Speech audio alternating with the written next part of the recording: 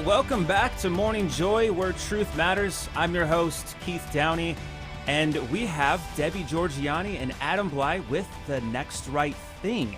We are also taking live calls where you can call in, 877-757-9424. Adam, Debbie, good morning. Good morning, Keith. Don't get that coffee break yet. You got to stay with us. We've got some exciting things to follow up on with these near-death experiences when we talked to Father Cedric last week. Adam, I'm excited about this. Good morning to you, Adam. Good morning, Debbie. Nice to be here. Good morning, Keith. Yeah, good morning. Yes. It's a great Monday. So, folks, we are opening up the phone lines. Tim is ready to go. He's got the phones ready. If you would like to share your near-death experience, if you had one, please do it now. We need to hear some of the stories. We heard Father Cedric's back-to-back near-death experiences. We are going to share a little bit more about that because you have asked for us to follow up on this topic. So here's the number, 877-757-9424. You got to call quickly if you want to share your near-death experience.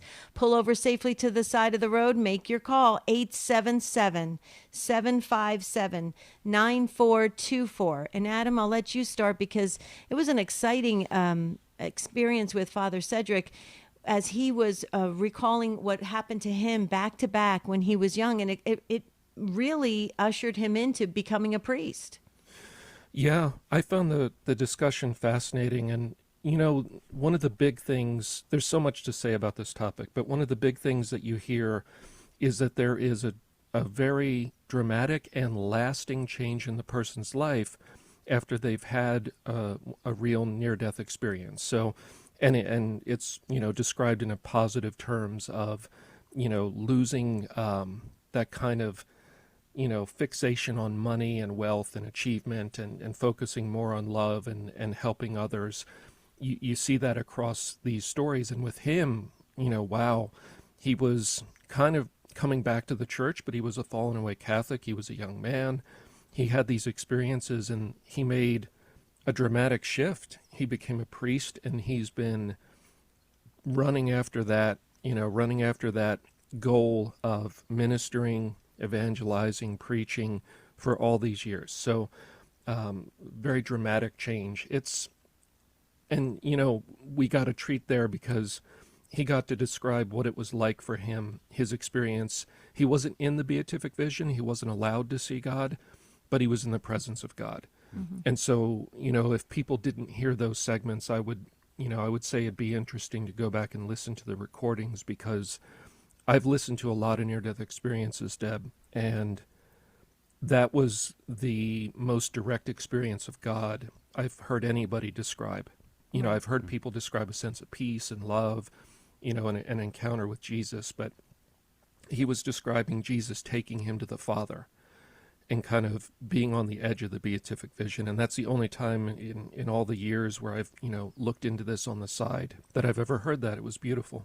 Mm-hmm. And you asked him some really great questions about if there was time there, and did Jesus give you any instructions? And that's all on the for folks to go back and listen to last week's segments of The Next Right Thing at GRN Online, the YouTube channel.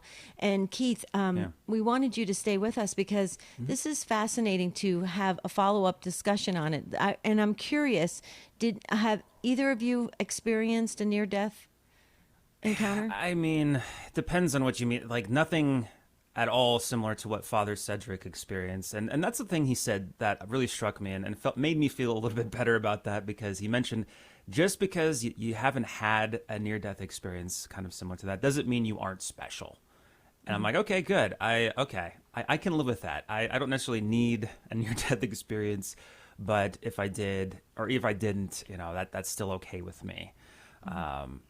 But if you, the listener, happens to have one, you can give us a call always at 877-757-9424. Give us a call and share your experience with us. But what about you, Adam? Yeah. I've not had one myself. I've, you know, in my journey in life, I've met a number of people that have, and, you know, they're very consistent with the interviews, and there's a lot of YouTube videos of people that have had these experiences describing them. There's a lot of consistent features that I've heard both in the recordings and then in the people that I've known personally. And these people are not seeking attention. It's not known publicly. It's just something that was very special to them. And the thing that I've gotten out of it is an absolute sense of peace, in the sense of there's no more worry, there's no more anxiety, there's no, fear of death or anything like that. In fact, the world is basically forgotten, not in a bad sense, but in the sense of being in the presence of so much love and peace and fulfillment. The anxieties about the world, what's going to happen in the future, pain from the past, all of that is gone. And just that experience of love, that's the consistent thing that I've heard from, people that I've known personally, and it transforms them. Some people pursue God for the rest of their lives. Some people are fallen away, and, they renew their spiritual life, and they now know it's real. And the other feature is they no longer fear death.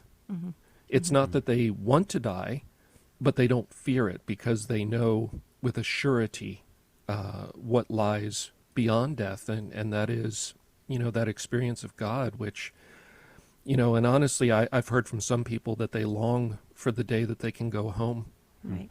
Right.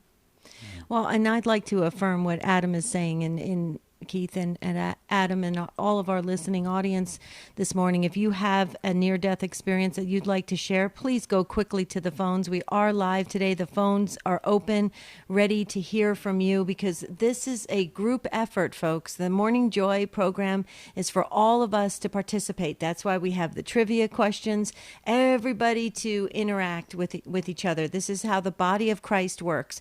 So please make that call if you have a story you'd like to share this morning. 877-757-9424. And I just want to affirm what Adam's saying, Keith. I had an experience in 1994 with my first bout of cancer. I'm two times I've gone through cancer. In 1994, I was a young mom, had a 4-year-old, and you can relate to this, Keith, because you have small children. I had a 4-year-old little boy that I just absolutely adored, and I didn't want to leave him. I wanted to watch him grow up, and and Adam is spot on. I was so petrified of death and petrified and scared of leaving him and my husband and my whole life.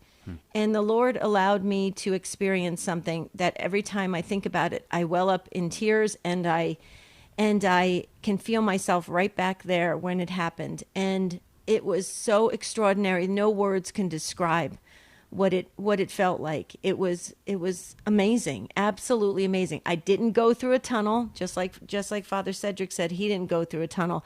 It was a different encounter. The one thing I do recall is that I had my go-to saints around me. They were there, and I knew it. I could actually tell you where they were standing.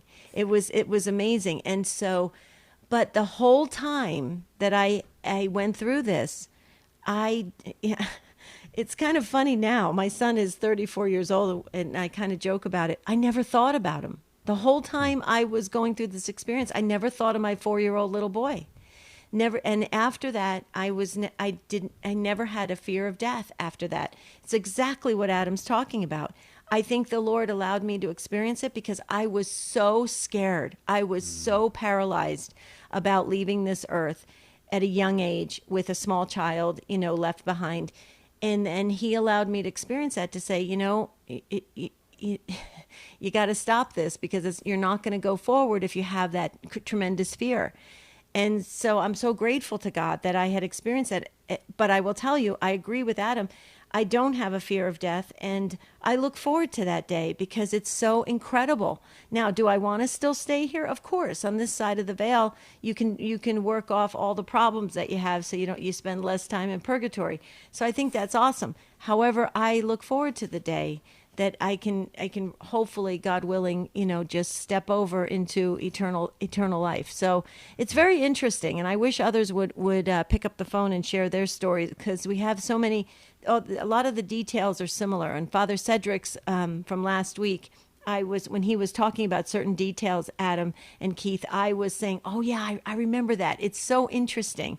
And the other people have had this extraordinary music that they hear. And then Father Cedric talked about a new family we get when we go to the other side. I think that is incredible. What do you guys think? Yeah. I guess a quick question, because you mentioned you were surrounded by your go-to saints. Mm-hmm. Who are your go-to saints, and what were they doing aside from just being surrounding you? I was curious. They came. I know that they came to make me feel comfortable, and they made me feel comfortable. And so go-to, there was about a half a dozen that I go to all the time. Of course, everyone knows it's Padre Pio is one of my go-to saints. But Saint Anthony was there. Saint Therese of Lisieux, Saint Francis.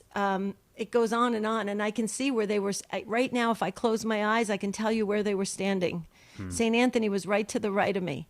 It was so interesting. It was, and they came first, I think, just to let me know it's okay. Don't be so scared. And I think it was that beautiful comfort right there. But I'll never forget it. It was the oddest thing too, how it happened. It happened after watching a basketball game. I'll never forget it in the hospital room. We were all watching a basketball game. Everybody went home, and then right after the basketball game, it happened, and it's happened so quickly. Anyway, that's how. I'd be curious to see what others, if they had an experience like that, or yeah. Yeah, Dan, I've heard the same thing from so many people, that it's kind of a timeless experience, and the experience is always there, kind of in their mind. It's not like a memory. It's something different. So when you go back there in your mind, it's like you're there. That's what I've heard from so many people, is that eternal experience, that touching the eternal. Because everybody describes there's no time in heaven. It's a different thing than our experience here. They describe how they can get back in touch with it just by heading back to it. It sounds like that's the same for you. Absolutely. I just want to clarify something, though, Keith, because you had asked the question of the go-to saints. Just so that if people can understand this, that if they listen to Take Two with Jerry and Debbie, they'll know that I always go to Padre Pio. But Padre Pio was canonized in 2002. I had the near-death or the out-of-body experience in 1994. But I always mention Padre Pio because I never want to forget mentioning him. But he actually wasn't in the experience. The actual experience were other saints. But I always you asked me about who are my go-to saints, and it's always Padre Pio. I feel very close to him. But the three main saints that were there for me was Saint Anthony, Saint Francis, and Saint Therese of Lisieux. And then there were a couple others behind them, and I can share later how I know that they were there, because later on in my life they showed themselves. It's very interesting how it works. These saints are so amazing. They want to be our family. They want to be our friends. And I would love Adam to comment about that, because Adam, you bring relics into your work each and every week. I mean, talk about how the saints are very active. Yeah. And there's a number of interesting ways that's true, Deb. So yeah, we use first-class relics, which are bits of bone or hair, parts of the actual body of saints. That's what a first-class relic is. And we use them all the time in exorcism work. They're not required for exorcisms, but if you have them, they're a really good kind of adjunct to it. And you would just, like gently hold that against the head of the person, touching them gently, that type of thing. The interesting thing about the saints and exorcism is that it really highlights the pastoral aspect of the ministry of exorcism. It's not like the movies where there's just one dramatic prayer and, then all the demons are gone and the case is over. It's a journey of conversion for the person. So Jesus has allowed this in the first place because there's been some bad choices made. Somebody is embracing the demonic. Either that person or their parents did when they were little. And he's looking for conversion. And in that journey of conversion, which means kind of a turning back to God, moving towards God, he has his saints help us. And so it's not as simple as, oh, we have, these 5 relics today and we'll just use them and that will help the exorcism. It'll bother the demons and help drive them out. No, it's very specific. So if there's a particular demon, let's say one associated with, attacks on the person's body, you might think, well, okay, that's a particular sin. What saint overcame that sin or had a heroic kind of confrontation with that sin in their life? So, for instance, Maria Goretti sadly was, Alesso attacked her and tried to, she was a little girl and he tried to overwhelm her physically, and she resisted him, and ultimately he killed her. And then on her deathbed in the hospital, they couldn't save her. She forgave him. And it's kind of a very heroic story of a very young person who defeated an attack on the body. And so if you're dealing with a demon that is associated with attacks on the body that are like that, you then say, okay, well, let's ask Maria Goretti to pray for us. You pick up that relic and use it. The other thing is, for the person's journey of conversion, we will see that Jesus will have a particular saint work with the person for a few weeks or a few months during their journey of being freed of the various demons, because this takes a long time. It's not just 1 or 2 sessions, because there's many in there. And he will have that person grow in their journey with God through a particular saint whose virtues and story are what Jesus wants that person to grow with and learn from in that phase of their journey. And so particular spirits that are causing a particular problem, the person needs to develop their virtues or understanding in order to overcome those spirits. And he will send a saint who is tailor-made to help that person in their conversion, to either say, okay, I need to be like them, or I need to practice the virtue that they showed, or I need to overcome the same sins that they overcame. Wow, that is fascinating. So what do you both think? I'm curious before we wrap this up for the next Right Thing for Monday. What do you think about what Father Cedric said about we get a new family? I loved that concept. What do you guys think? Yeah, I mean, I feel like we're almost being adopted by all the saints that are already there. I love it. I look forward, God willing, making to heaven there, but to see not only potential family members or people that have gone before me, but then also all these saints, known and unknown, because I'm sure there's an incredible amount of unknown saints up there. So yeah, just knowing that you'll be greeted by a new family was very heartwarming. Yeah, I agree. Do you know anything about that, Adam, with your work? Well, the thing that comes to mind, Deb, is, and I've been looking into this, kind of on the side for years, more from the medical perspective, because the medical world is looking into these things a lot since the 1960s. If you look at interviews with hospice nurses, you see that there's a very consistent trend that in the 24 to 48 hours before the person's going to die, they start seeing their dead relatives.